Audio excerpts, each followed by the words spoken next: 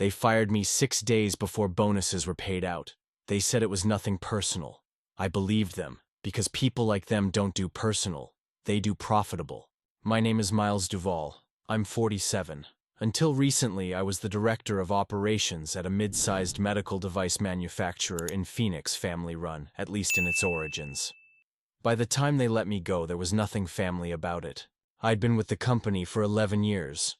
Long enough to outlive 4 CFOs, 2 failed acquisitions, and a software migration that nearly killed the company.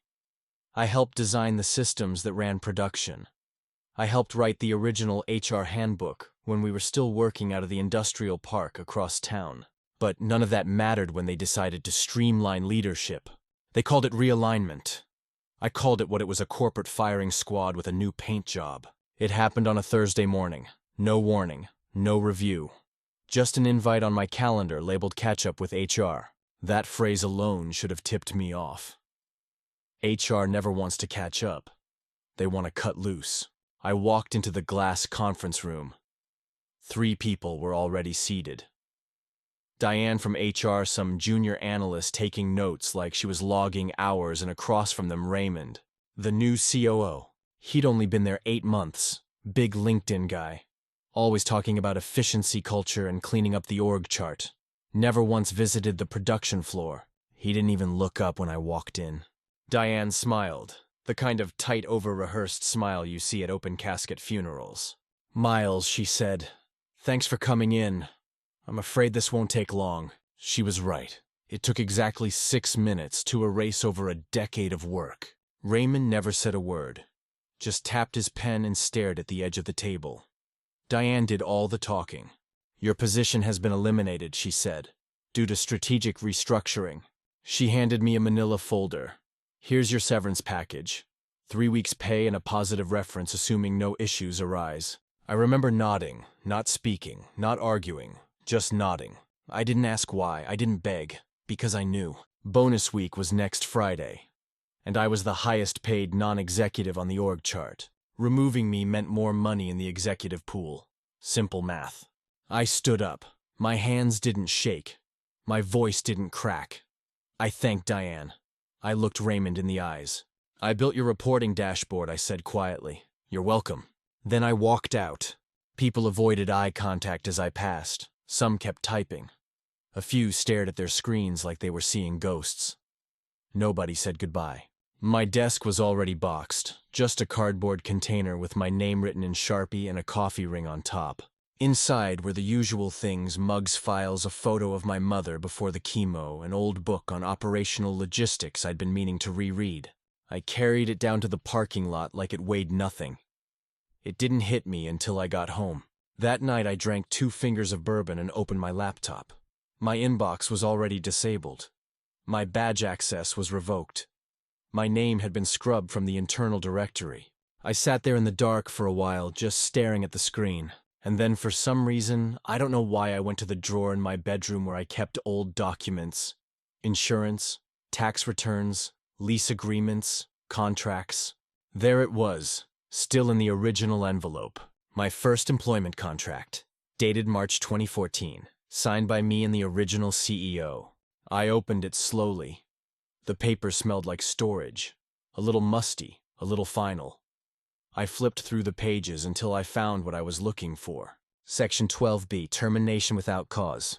In the event that the employee is terminated without cause, they shall be entitled to 10% of the company's net quarterly profit in the quarter of termination, in lieu of standard bonus or severance. I read it 3 times, then once more just to be sure. I hadn't just signed that contract. I helped write it.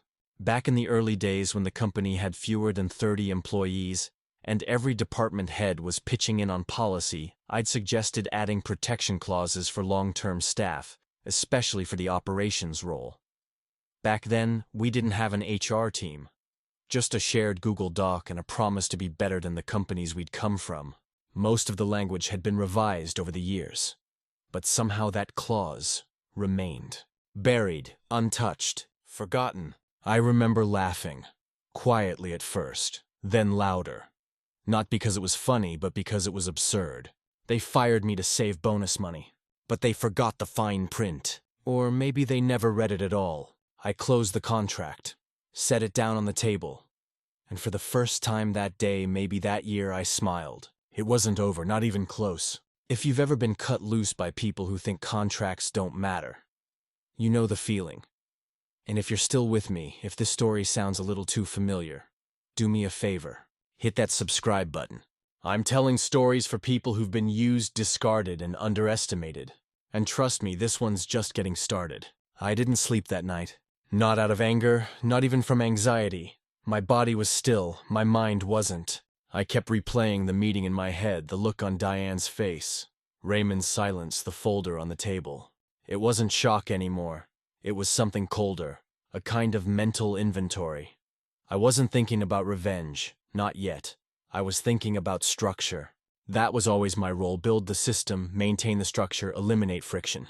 Even now I was mapping it out. What they did, why they did it, how it fit together. By morning I knew 3 things. 1. The clause in my contract was still legally binding. 2. They either didn't know it existed or they thought it no longer applied. 3. If they wanted to play it clean, they would have offered a real severance. But they didn't. Which meant they were betting I'd roll over. That was a mistake. I started with a name, Martin Wells. We hadn't spoken in years. He wasn't exactly a friend, but he was sharp. One of the attorneys who helped with the original M&A when our company merged with a larger holding group 5 years back. At the time, he'd fought to preserve certain employee protections through the transition. My clause was one of them. I found his number in an old email thread, called his office, and left a message. He called back within the hour. "Duval," he said. "Haven't heard from you since the lawsuit over the defective valve." "Yeah," I said. "This isn't that. I've been let go. Sorry to hear it. I found something in my original contract. Section 12B. It's still there." There was a pause on the other end. "You're talking about the profit clause," he said. "That's the one. You still have a copy?" "I do." "Send it over." I scanned the document and emailed it from my personal account. 10 minutes later, he called again. "It's valid," he said. "They never amended it, never voided it. Legally, it still holds." I let out a slow breath.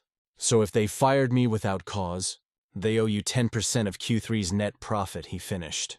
"Estimated to be," I asked. "No idea," he said. "But judging from their last quarterly report, probably somewhere between 2 and 4 million. He paused. "That's not pocket change." "No." "And let me guess," he added, "they didn't offer it." "They gave me 3 weeks severance and a polite nod." He let out a dry laugh. "Then I'd say it's time to send a letter." The formal request was drafted that same afternoon. Clean, direct, legal. It cited Section 12B of my contract. Referenced the termination date. Requested the full 10% payout in accordance with company policy. Martin sent it via certified mail, stamped, tracked, time-stamped, delivered. 3 days later, I got a reply. Not from Raymond, not from HR, from a law firm in Chicago I'd never heard of. The envelope was thick. The letter inside was longer than it needed to be. 5 pages of legal positioning, posturing, and politely sharpened knives. The core message: I had been terminated for cause. Therefore, Section 12B did not apply. They attached documentation to support their claim. 3 written warnings, 2 performance improvement plans, 1 final review citing insubordination and failure to meet performance objectives, none of which I'd ever seen before. I sat at the kitchen table, flipping through the papers slowly. Each one looked official. Header formatting digital signatures. But something felt off. The language wasn't right. The tone didn't match how my actual reviews had always sounded. And more importantly, my name was there, but not my signature. Just Raymond's. Each document had the same formatting, same structure. Too clean, too fast, like they'd been mass-produced. I looked at the dates. 1 warning in June, another in July. Performance plan in August. Final review on October 2nd, but I was fired on October 3rd. I rubbed my forehead, closed my eyes. Then I opened the document properties panel. Date created October 4th. I checked the next one, created October 4th, 10:11 a.m. And the next, October 4th, 10:17 a.m. All of them created the morning after I was fired. All of them backdated to build a paper trail. They weren't just lying. They were trying to fabricate legal cause after the fact. I took screenshots of everything, saved copies locally and in the cloud. Then I called Martin. They forged the documents I said. Metadata shows they were created the day after termination. He was quiet for a long moment. "That's bold," he said finally. "It's sloppy. And illegal." Yes, I could feel something shift as I said it. Not just frustration or disbelief. Control. I knew this game. I knew how to build systems.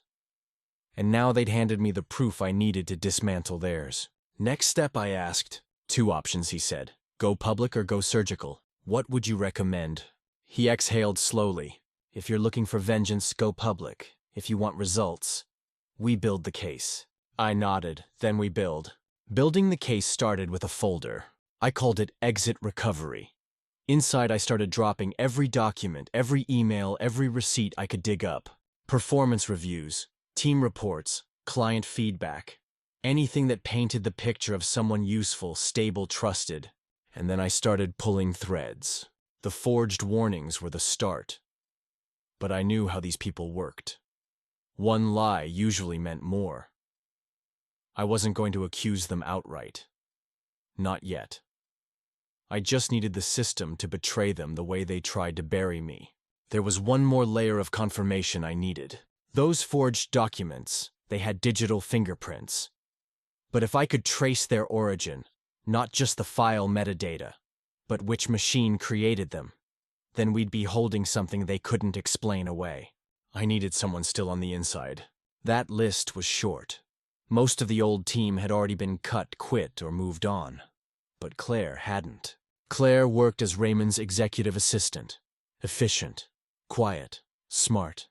The kind of person who saw everything but never said a word unless she had to. I helped hire her 5 years ago, back when the company still treated people like assets instead of obstacles. I hadn't spoken to her since I was let go, but I knew where she'd be. Fridays, 12th, 15 p.m. Booth 3 at the Bramble. Small diner across from the old office. Best lentil soup in the county.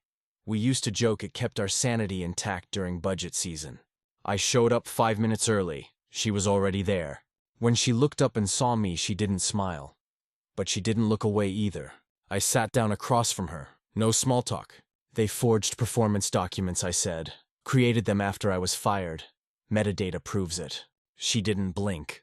"They're going to try to claim I was let go for cause. To kill a clause in my contract." Claire leaned back, folded her hands. "What do you need from me?" she asked.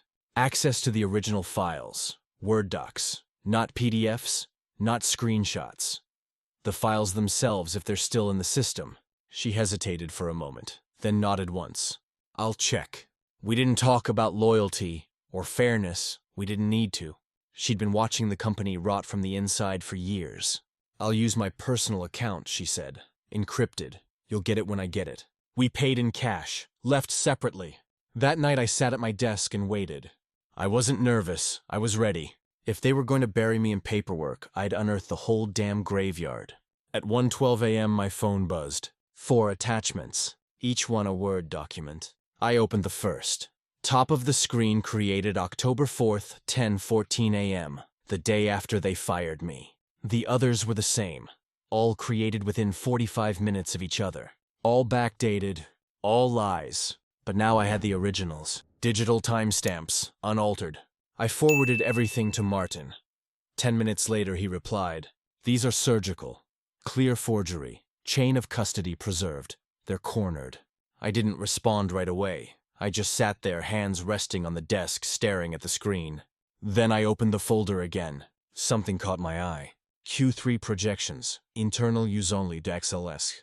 It was another attachment from Claire I hadn't opened yet. Just a spreadsheet, tucked in with the others. I clicked. Inside a forecast of the company's quarterly financials.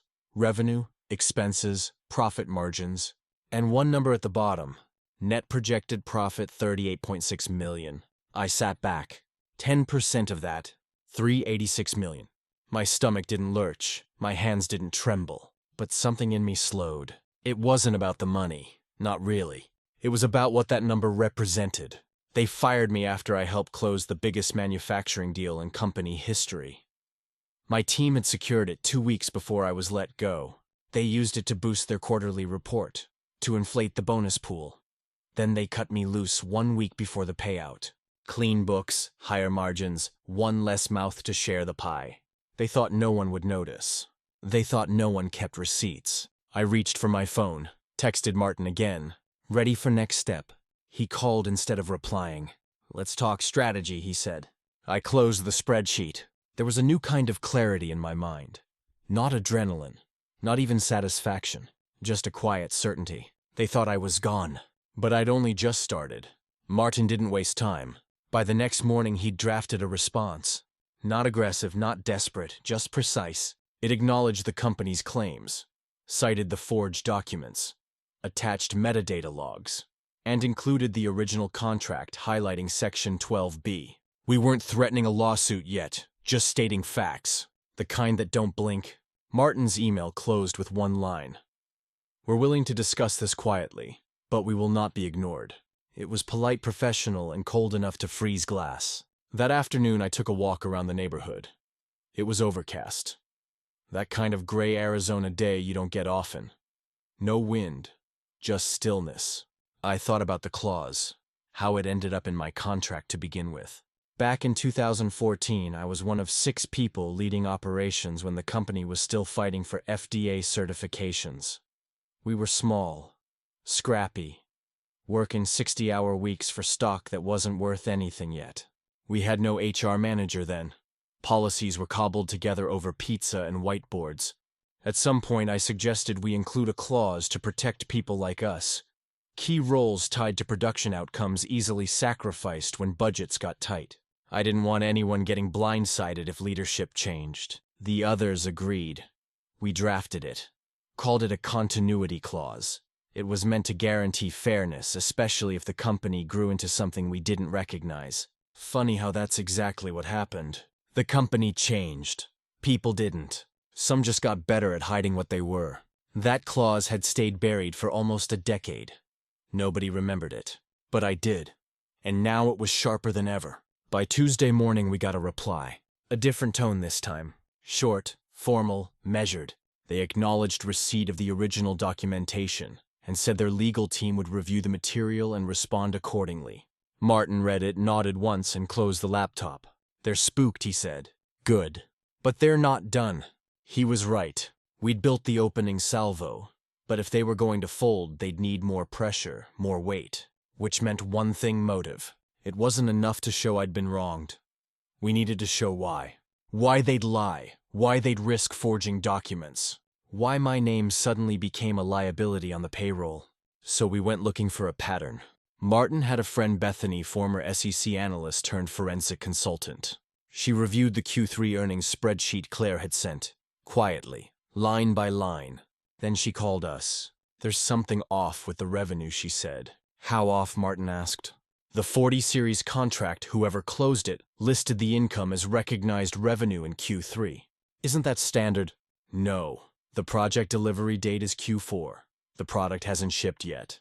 Recognizing revenue early makes the books look cleaner. I stayed quiet. Bethany continued. Recognizing income before it's actually earned isn't just bad accounting, it's potentially fraudulent if used to inflate bonuses. Martin looked at me. Did you close that contract before they fired you? Yes. My team finalized it the week prior. Bethany exhaled. Then they used it to cook the quarter. And firing you helped keep the bonus pool higher. I already knew that, but hearing it confirmed out loud with numbers hit differently. It meant this wasn't just about me. It was about systemic manipulation. They didn't just cut me out. They erased me from the ledger. A cleaner sheet, a bigger pie. And the people who stayed behind most wouldn't even know. Bethany emailed us a full report that afternoon. It included screenshots of the ledger entries, notes on revenue recognition timelines, and red flags around expense suppression. She titled it plainly, Q3 Adjustment Irregularities, Preliminary Observations. We didn't add drama. We didn't need to. The numbers were loud enough on their own. Martin read the file in silence, then closed the laptop again. We're not going to court, he said quietly. We're going to the boardroom. The next day, he reached out to the company's general counsel, someone he'd worked with years back during the merger. He didn't threaten. He requested a private meeting. Said we had evidence the board would want to see before the next earnings call. They agreed. 48 hours later, we were scheduled to meet with Legal, the COO, and if he showed Raymond. I spent the day before prepping. Not the way you'd prep for a fight, but the way you prep for surgery. I reviewed the files, labeled everything, printed clean summaries with timestamps, highlighted data anomalies, made sure every piece of evidence could stand alone. I wasn't going in to shout. I was going in to show. Let them see what they tried to hide. The night before the meeting, I sat on my porch with a legal pad in my lap. Wrote one sentence across the top of the page. The clause wasn't a loophole, it was a blade. It wasn't about revenge anymore. It was about balance. They used the system to take something from me. Now I was going to use it to take it back with interest. The meeting was set for Friday at 10 a.m. Corporate offices, 6th floor, conference room B. Martin and I arrived 10 minutes early. He wore a dark gray suit, no tie, calm, deliberate. I wore the same thing I'd worn the day they let me go. Fitted shirt, quiet shoes, watch I'd had since my father passed. There was no performance to give. I wasn't here to reclaim status. I was here to close the loop. The room was glass-walled full of light. One of those sterile boardrooms designed to feel expensive but not personal. On the far side sat 3 people. Raymond, of course, looking stiff, pale, eyes darting from his phone to the table like he couldn't decide which one was safer. Next to him, a woman in her 50s, legal counsel. I'd met her once before, years back during a vendor dispute. Sharp, professional. And at the head of the table, Paul Ellis, the CEO. I hadn't seen him in over a year. He looked older, tired in a way wealth doesn't fix. No jacket, just a crisp shirt and a silver pen in hand. He nodded at us almost like this was routine. It wasn't. We sat. Martin opened his folder and began with the basics. No accusations, no tension. Just the clause. Section 12B, my employment contract, valid, never amended, still enforceable. He slid it across the table. Let them read it again for themselves. The lawyer skimmed it. Paul read it line by line. When they were done, Martin spoke again. Miles was terminated without cause. The company stated restructuring. There was no performance hearing, no prior written record. Raymond shifted in his seat, didn't speak. Martin continued. The company then attempted to retroactively justify the firing. Here, he pulled out a second folder thinner, marked with a blue clip. These are the documents your legal team submitted in response to our inquiry. He paused. Please note the creation timestamps. He passed them over. Highlighted sections already marked. Created October 4th, 1 day after termination. Paul didn't look surprised, but he didn't look pleased either. Raymond finally spoke. We had to standardize records post-review. Legal required backup documentation. Martin nodded slow, like he was giving them space to dig deeper. So you fabricated them. I didn't say that, Raymond replied quickly. Martin didn't press, he just turned the page. This, he said, pulling out a printout, is the metadata capture. Independent time-stamped, saved with system logs. Shows all documents created after termination, not submitted during employment, not signed by Mr. Duval. He placed the log beside the fabricated files. Silence followed. The kind that isn't empty, it's calculating. Then came the third folder, smaller still. This is an internal Q3 earnings projection, Martin said. Prepared before the October board meeting. Provided by a confidential source. He slid it across. Line 47, he added quietly. Paul flipped the pages, found the cell. $38.6 million net projected profit. Martin continued, voice steady. The contract that created that revenue stream was secured by Mr. Duval's team 1 week before his termination. Recognizing that income early, despite product delivery not occurring until Q4, created a temporary surge in margin. He let that sit, coinciding with multiple staff terminations, including Mr. Duval. No one spoke. Martin leaned back slightly, not smug, just composed. Paul tapped his pen once on the table, then stopped. He looked at me. "Do you have anything to add?" he asked. I met his gaze, held it. "I didn't come here to make noise," I said. "I came to make it right." I reached into my own folder, pulled out a photo, just a simple printout. A picture of my team from 3 months before. 6 people. Hard hats. Standing beside a loaded shipping pallet prototype units prepped for testing. "We made that happen," I said. "We kept operations going through 2 supply chain failures, an FDA audit, and a full plant retrofit." I laid the photo on the table beside the numbers. "You used the results, then deleted the people." Raymond opened his mouth, then closed it. The lawyer looked up from the spreadsheet. "Let's take a short recess," she said. Paul didn't respond immediately. Then he nodded.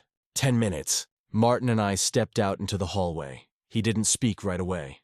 Instead, he looked down the corridor, watched 2 interns walk past with coffee trays. Finally, he said they weren't ready. "No, they'll try to settle."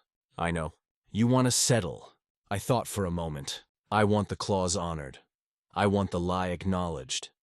And I want the people who knew better held accountable." Martin nodded once. "I can work with that." We stood in silence for a while longer. No rush.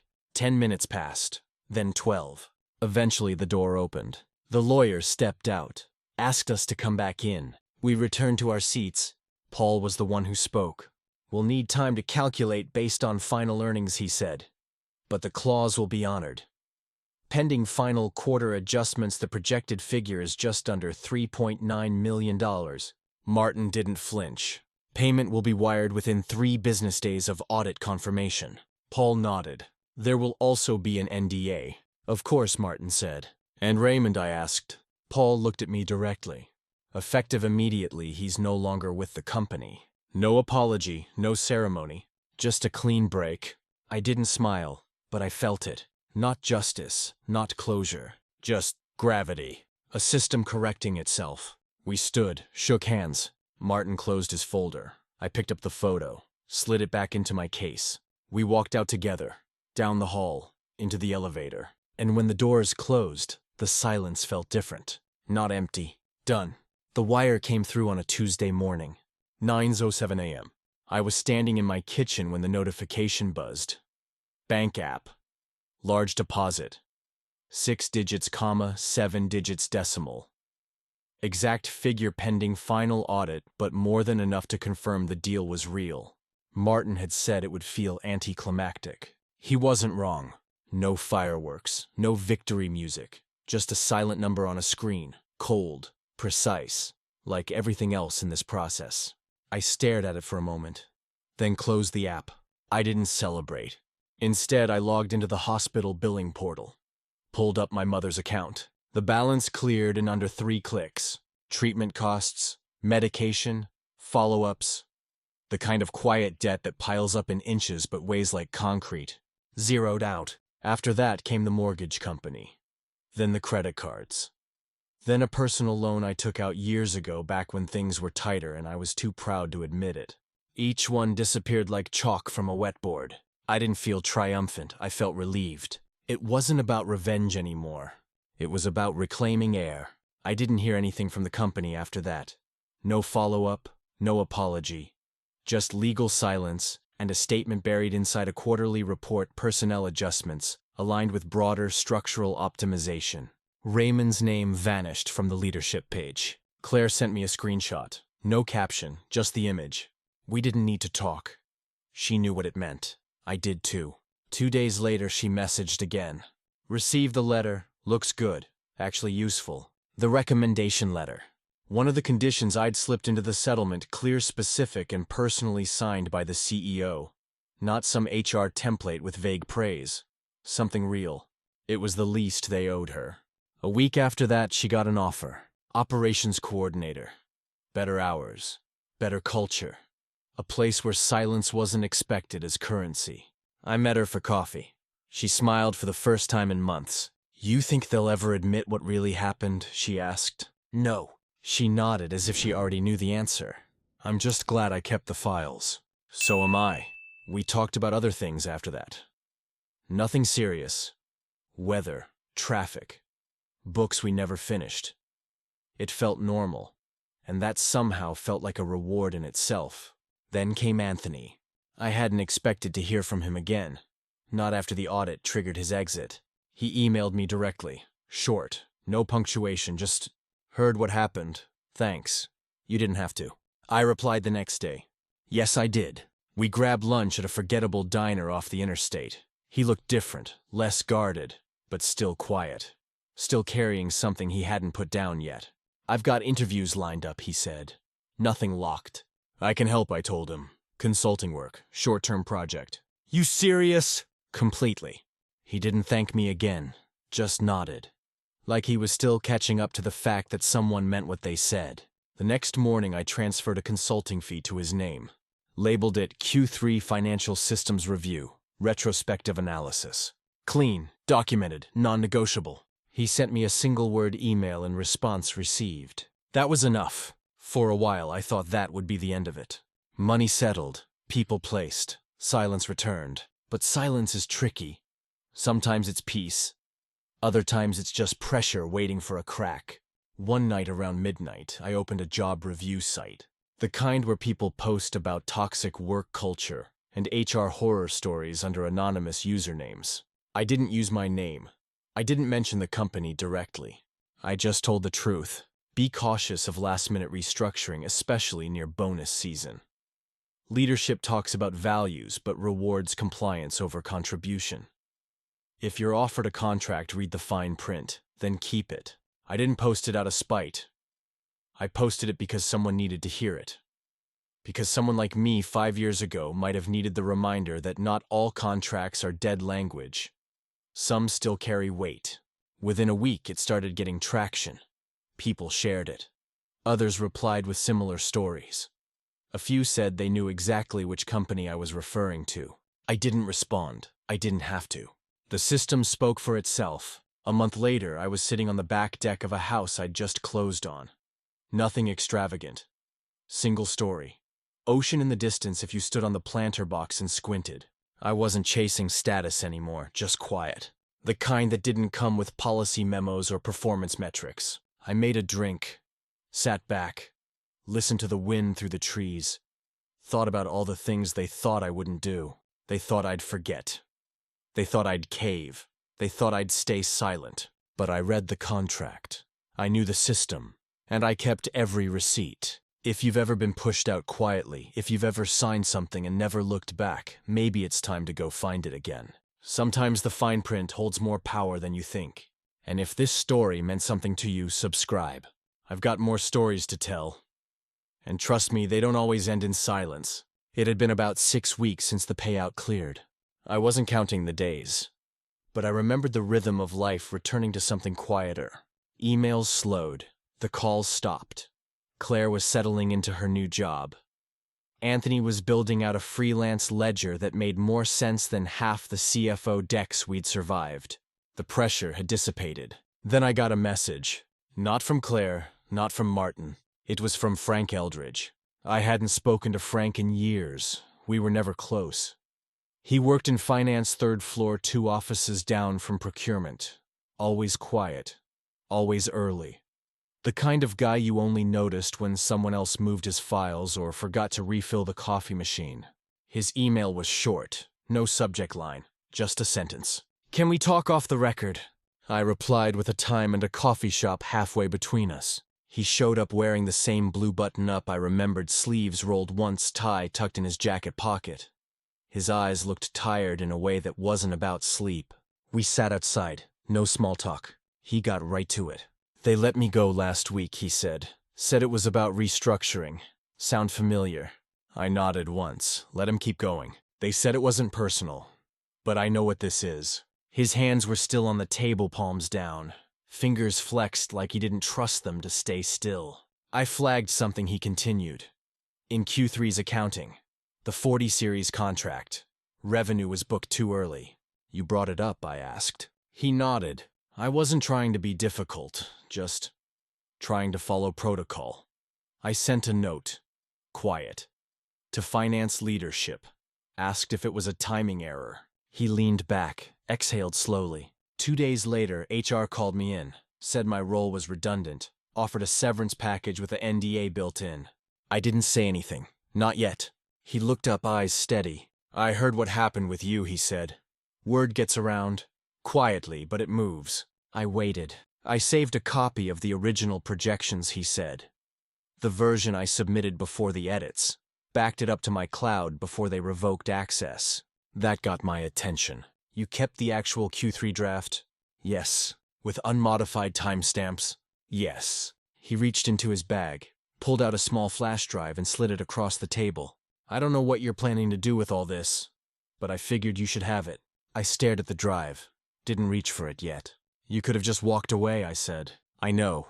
Why didn't you? He looked past me for a second. Toward the edge of the street where the noise was steady but manageable. Because I spent 10 years believing this place had integrity, he said.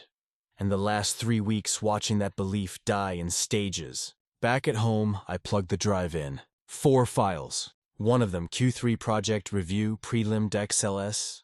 I opened it, scanned the rows, recognized the format. Frank's style was unmistakable.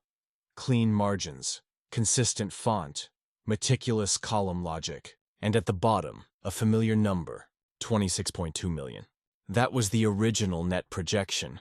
12 million less than the figure they submitted to the board. 12 million they'd pulled forward to make the quarter look stronger. 12 million that didn't technically belong there yet. And just like Bethany had pointed out, early revenue recognition isn't a harmless mistake when bonuses and shareholder reports are involved. I saved a backup. Then I called Martin. He picked up on the second ring. What did you find, he asked. I've got Frank's original files, I said. Clean, time-stamped, pre-manipulation. He didn't speak for a moment. Then said, that changes the calculus. How so? Before it was retaliation, firing you, falsifying records. That's employment law. And now it touches corporate fraud. The line was quiet. Then he asked, you still want to keep this between us and them? I didn't answer right away. My eyes were still on the screen. That number, $26.2 million, staring back at me like a quiet accusation. They could have let me go, paid what was owed, moved on. But they doctored documents, fired people who asked questions, massaged numbers to suit the narrative.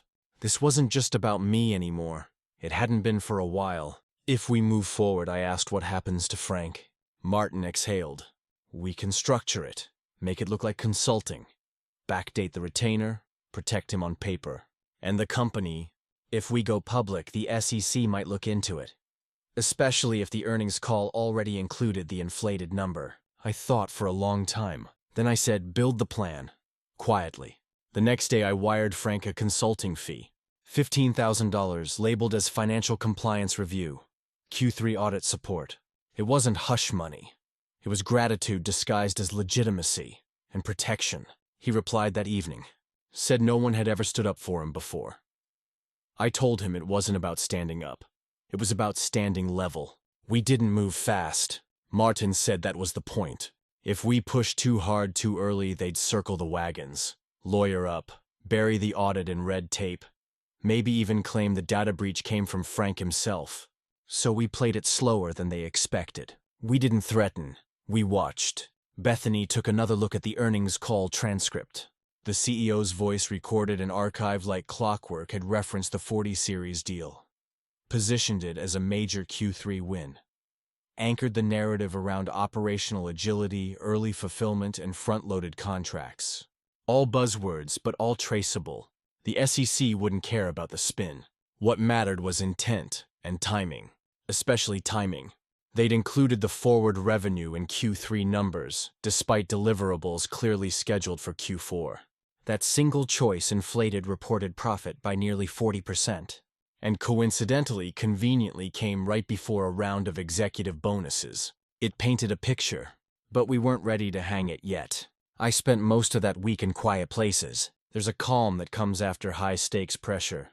Not peace exactly, just a thinning of noise. I started going through old emails out of habit more than anything. Not looking for ammunition, just clarity. It's strange what patterns you start to see when you read things backward. How many small silences you tolerated. How often praise was public but credit never personal. There was one thread in particular that stuck with me. A message from last December. I'd stayed late that night reviewing operations projections ahead of Q1 planning. Raymond had sent a 3-word reply, "Looks good, send." No follow-up, no thanks, not even a subject line. That was it. 12 hours of work, condensed into a shrug. At the time I didn't notice. I just hit send. Now I saw the pattern. It wasn't malice, it was erosion. The kind that doesn't break things outright, just wears them down until they collapse under their own weight. Martin looped me in on a call with Bethany. She walked us through what an escalation could look like. Not public, not yet. A targeted notice. Anonymous technically. Packaged and submitted through proper legal channels. Marked for review. Potential misreporting. Bethany had done this before. Surgical complaints. Quiet pressure. It wouldn't trigger alarms immediately, but it would leave a trail. Once the SEC had a flag on record, it changed how they looked at future filings. Martin was clear. "We're not burning the building down," he said. "We're just unlocking the fire exits." I nodded. He continued. "We're also going to send something directly to the board." I raised an eyebrow. "They don't know," I asked. "They know what they've been told," Martin said. "Not what we have." He drafted a summary packet. No names, no threats, just numbers. Timeline, timestamps, Frank's file, Claire's metadata, the shift in projections, the inflated quarter. Every page cross-referenced, every assumption backed. I reviewed the whole thing twice. It read like a slow confession written by the company itself. We didn't accuse, we invited awareness. We sent it through a legal courier. Marked it internal, confidential, and traceable. Then we waited. The reply came 4 days later. Not from legal. Not from Paul. From someone I didn't expect. The chairman of the board. Short email, formal, direct. "We acknowledge receipt of the internal review summary. The material will be presented during the next closed board session. Thank you for your discretion." Martin said that was a good sign. I wasn't so sure. Good signs don't always mean good endings. But it was a move. And it meant they couldn't claim they didn't know. From here forward, every step was deliberate. I got another message that week. This time from a recruiter, no company name, just a line. "Would you be open to a private conversation regarding operations consultancy, anonymous referral? Phoenix-based firm." I declined, politely. I wasn't looking to go back. Not yet. Maybe not at all. But I knew what it meant. Word had started to move. Not fast, but enough. People were noticing something had changed, that someone had pushed back. And quietly, something in the system had shifted. Not just at my former company, but beyond it. Reputations were realigning, so were conversations.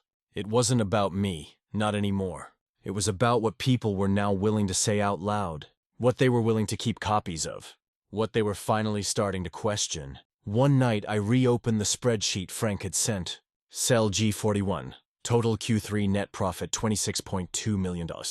That number never made it to the earnings call, but it was real, documented, archived. The truth doesn't always shout. Sometimes it just waits, and sometimes it shows up wearing a tie-hands-shaking voice, low but steady. People like Frank don't make noise. They just make records, and sometimes that's louder. 2 weeks passed. No word from the board, no response from legal, but things were shifting. Claire texted me a photo taken discreetly from the side hallway near the executive wing. Raymond's office, empty. Desk cleared, plaques gone, nameplate missing. She didn't say anything else. She didn't have to. I saved the photo. Not as evidence, just as a reminder that systems don't collapse all at once. They erode, then they quietly rearrange themselves. Martin called the next morning. "They're making internal moves," he said. "Quiet ones, not public, not urgent. Pressure response. Most likely. Controlled environment. No outside leaks. They want to clean house before anyone else starts sniffing around." I didn't say anything. He continued, "No one's admitting fault, but they're shifting blame, which is the first sign of fallout." He paused. "They're protecting the board, not the executives. That tells me where they think the real risk is." It wasn't about retaliation anymore. I'd gotten what I came for. The payout. The clause enforced. Claire protected. Frank covered. But something still didn't sit right. Not resentment. I'd burned through that weeks ago. It was something else. A kind of unfinished calculus. Because while I'd forced their hand, the machine itself was still humming, still producing results. They hadn't failed the system. They'd followed it. The clauses, the earnings math, the incentives, the silence, it was all connected. Even the lies made sense when you followed the bonus logic far enough. That realization sat heavy, because it meant this wasn't just about a few bad actors. It was about an architecture, one designed to reward subtraction, cut heads, boost margins, cash out. I'd been part of that once, even helped shape some of it. Back when we thought it was strategic discipline. Back before it turned clinical. I didn't like how familiar it still felt. Bethany emailed us a formal summary report. Her firm had decided not to proceed with any public filings. Not because the case wasn't valid, but because the company had moved fast to correct the trajectory. It was a common play. Internal restructuring, preemptive compliance reviews, a few non-renewed contracts, all documented as normal organizational review. Bethany's note was brief. If they stay quiet, this ends quietly. But the trail remains. It always does. Martin agreed. We had left enough in motion that the damage was now institutional. Even if they patched it over, the cracks were there. Future auditors would look differently. So would internal watchdogs. And any executive stepping into a replacement role would think twice. That mattered more than noise. Still, I kept thinking about Frank. How easily they'd erased someone who spoke up. How quickly they tried to erase me. And how normal it had seemed, even to people who knew better. Late one night, I got a message from someone I didn't know. Not anonymous, not threatening. Just a name I barely remembered, Paula Ung, Procurement. She'd worked in the Southeast Division, which meant we only crossed paths during system rollouts. Her email was short. I'm guessing you're the reason Raymond's gone. We've all been watching. Thought you should know others were cut too. Not for performance, for asking questions. I read it twice, then closed the laptop. There's a weight in that kind of note. Not from what it reveals, but from how little surprise it carries. That someone could be punished for noticing. That we'd accepted that as just part of the job. I didn't reply. Not because I didn't care, but because I didn't know what to say. The next morning, I opened a document I hadn't touched in months. An old slide deck. Originally designed for onboarding new operations managers. I'd built it during my 4th year with the company. Back when I still believed processes could prevent power from being misused. Slide 12 had a title I hadn't thought about in a long time. Integrity is process made visible. I stared at it for a while. Back then it sounded smart. Now it just sounded incomplete. Because process without consequence isn't integrity. It's choreography. A performance of order. What I'd learned, what they'd taught me, whether they meant to or not, was that visibility without accountability is just optics. And accountability takes pressure. Not meetings, not language, but cost. Something you feel. That night I made a decision. I didn't tell Martin. Didn't ask Bethany. I just logged into the same job review site I'd posted on weeks before. I submitted a follow-up. If you're reading this and wondering whether speaking up is worth it, sometimes it is. But only if you're ready for them to try and bury it. So keep your contracts. Save your metadata. Find your allies early. And remember, they don't fear noise. They fear proof. It wasn't revenge. It was record-keeping. A final note in a system that still pretended it didn't remember me. But I remembered it. And sometimes that's enough. I didn't expect the third call. It came on a Thursday, late afternoon, overcast sky. I was halfway through organizing old files, most of which I'd already renamed, backed up, and archived. The number was unfamiliar. Chicago area code. I let it ring twice before answering. Mr. Duval. Yes. This is Janine Keller. I believe you know my name. I did. She was the firm's external counsel. One of the suits in the room during my contract meeting, the one who didn't flinch when the metadata was presented. The one who watched everything without reacting. I'd like to speak briefly. Off record, she said. I didn't reply right away. She added, not about settlement, not about money, just context. I stepped outside, closed the door behind me, sat on the concrete steps, and let the silence settle. Go ahead, I said. She spoke slowly. Her tone was deliberate, not defensive. Almost tired. I've worked with that company for 7 years, she said. I wasn't always proud of how things were handled, but I understood the calculus. Until now. I waited. You weren't the only one with a clause, she continued. But you were the only one who remembered it. That caught my attention. There were others. Early hires. People who came in before the acquisition. Standard equity language. Some tiered incentives. But yours was different. How so? It wasn't written for equity. It was written for protection, which made it a threat. A pause. They didn't expect it to survive past restructuring. And when it did, they assumed no one would check. That tracked with what I'd suspected. Why are you telling me this? I asked. She didn't answer right away. Then she said, because I watched them try to erase you. And I kept waiting for someone to ask whether that was the right thing to do. They never do. The line went quiet for a few seconds. No static, just space. Then she said, you weren't difficult, Miles. You were a record they couldn't control. And with that, she hung up. I sat there for a while. Not angry, not even surprised. Just still. She hadn't told me anything new. Not really. But hearing it spoken out loud without spin settled something in me. It confirmed what I'd felt from the beginning. That this wasn't just about one clause or one mistake. It was about control. The illusion of order. The belief that what isn't acknowledged can't cause damage. They weren't afraid of me. They were afraid of what I kept. Later that night, I opened my old company laptop. It wasn't connected to any live systems anymore. Just a shell. But I'd saved a copy of something I hadn't looked at since before the layoff. An internal white paper I'd drafted 4 years ago. Title, Operational Transparency, a Framework for Scalable Integrity. It was filled with language I barely recognized now. Clean diagrams, bullet points, section headers about data ethics and supply chain accountability. At the time, I believed every word. I printed a copy, not to keep, to mark something.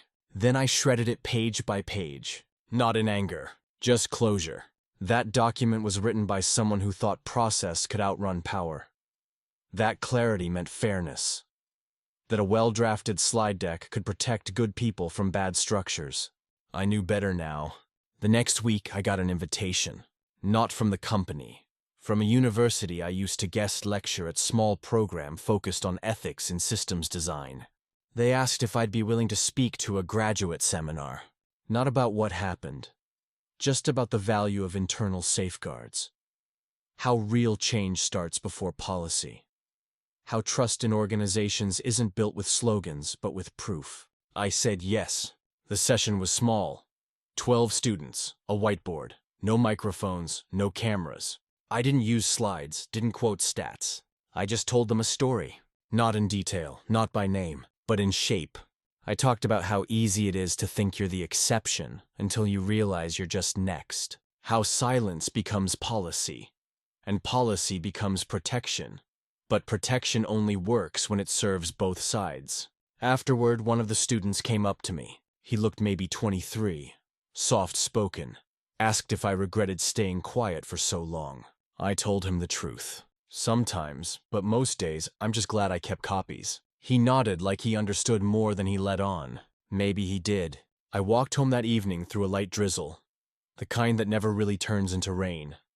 Just hangs in the air and reminds you what still lingers. The streets were quiet. A few cars. Headlights cutting through damp light. I stopped by a convenience store, bought a bottle of water and a small notebook. When I got home, I sat at the kitchen table, opened the notebook. On the first page, I wrote, "Just because they forget doesn't mean it didn't happen." Then I turned the page and wrote another, and another. Not for them, for me. Because remembering isn't always about looking back. Sometimes it's how you move forward. I hadn't planned to hear from Claire again. Not because we ended things poorly. We didn't. But because some chapters don't get sequels. They close. Clean. Quiet. But her name lit up on my phone just after noon. Short message. Simple. Lunch, need to tell you something.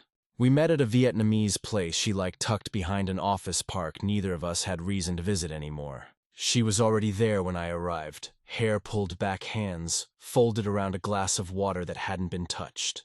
I sat down, nodded once. She didn't waste time. "They're bringing in a new COO, she said. I didn't react. They're calling it a culture reset. That part made me pause. Internal announcement, I asked. Went out this morning. Emphasis on transparency, accountability, all the usual phrases. And they mean any of it. Claire tilted her head, thought for a second. Some do. I think some are tired. Tired of the old games. Tired of watching good people leave. She reached into her bag and handed me an envelope. What's this? Someone left it on my desk last week. No name. Just said you'd want to see it. I opened it. Inside a printed spreadsheet. Q4 earnings draft. Version history annotated. Net profit $27.4 million. Uninflated. Actual numbers. Below it, another sheet. Notes from a board meeting. Handwritten margins. A line highlighted in yellow. No early recognition this quarter. Strict compliance. Post-Duval review still active. I looked up at her. Claire just shrugged. They don't want another firestorm. You spooked them. I didn't mean to. I know. There was no satisfaction in her voice. No bitterness either. Just observation. Like someone who'd finally seen how deep the fault lines went and was choosing to stand anyway. They still think you're watching, she said. I'm not. Doesn't matter. They think you are. After lunch, I walked the long way back to my car. No reason. Just instinct. It was warm out. Late autumn in Phoenix never really committed to cold. The trees didn't turn the way they did up north. They just faded quietly into themselves. I thought about the spreadsheet. Not the numbers, the intent. Somewhere in that building, someone had made a decision to stop pretending. To submit real numbers.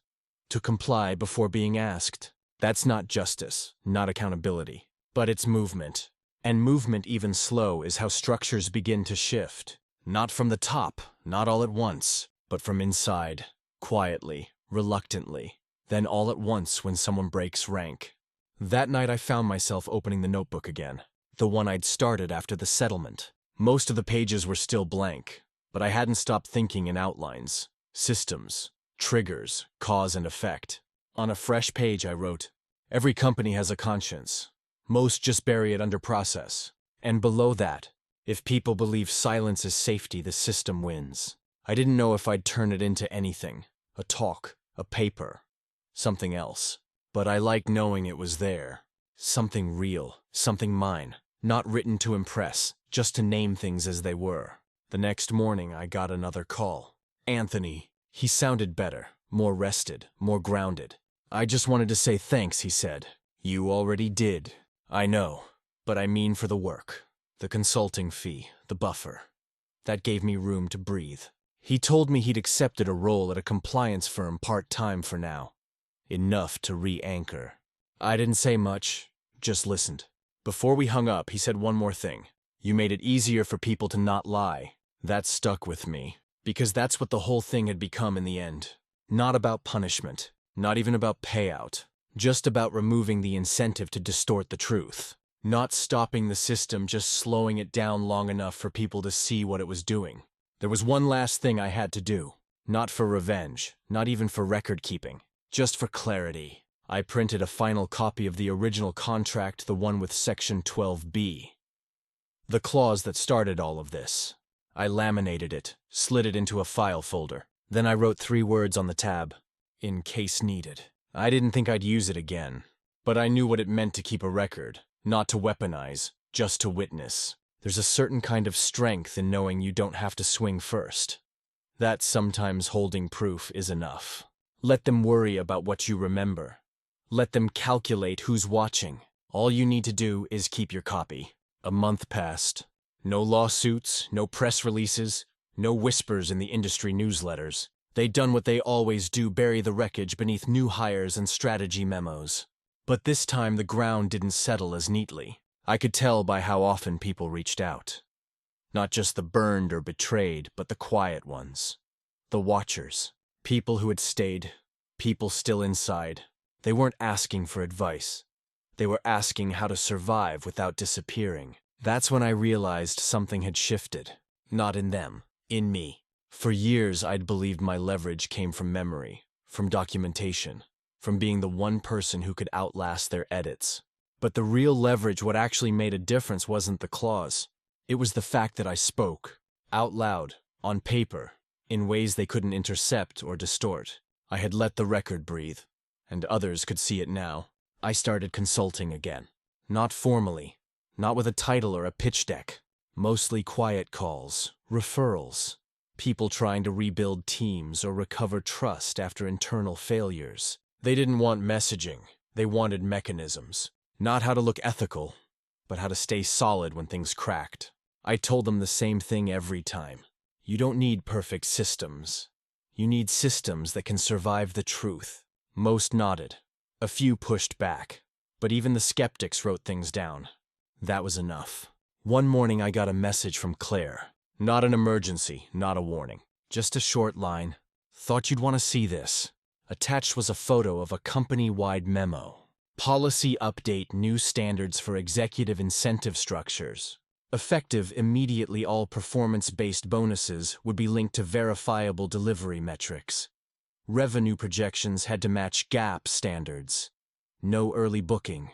No forward counting unless documented and disclosed. At the bottom, reviewed and approved by board oversight. No mention of me, or the clause, or what came before. But I recognized the shape of the change. It looked small, technical. But I knew what it cost them to publish something like that. Because now it was on record. And records stay. Later that week, I sat down with an old friend from my early days in operations. We hadn't spoken in years. He asked me if I ever missed it. The rush, the pressure, the fast-paced churn of quarterly targets. I thought for a second. I miss building things, I said, not the race, just the clarity of making something that works. He nodded. What do you build now? Safety nets, I said. It sounded pretentious when I said it out loud. But I meant it. Not safety from risk. Safety from rewriting. From being erased after the meeting ends. From being the last one in the room who remembers what was actually said. He raised his glass. To that he said. We didn't toast, just drank quietly. It was enough. I still have the original contract. Still laminated, still filed. I don't look at it often anymore. Not because it's over, but because it no longer defines the story. The story, I think, was never really about what they did to me. It was about what I did after they assumed I wouldn't fight. That's what lingers. That's what reshapes the room. Not fury, not spectacle, just quiet refusal. Refusal to be forgotten. Refusal to let silence do their work for them. One of the last emails I received before the new year came from someone I'd never met. An intern, apparently. Recently converted to full-time.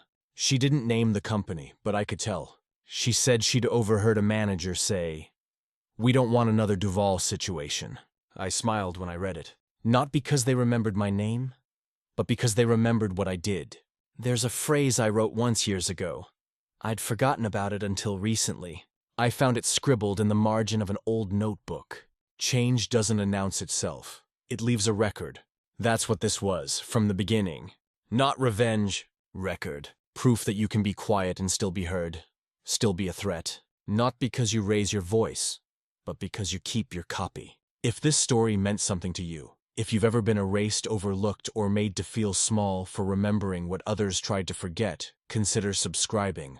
I tell stories like this every week. Stories that leave a mark without making noise. Thanks for being here. I'll see you in the next one.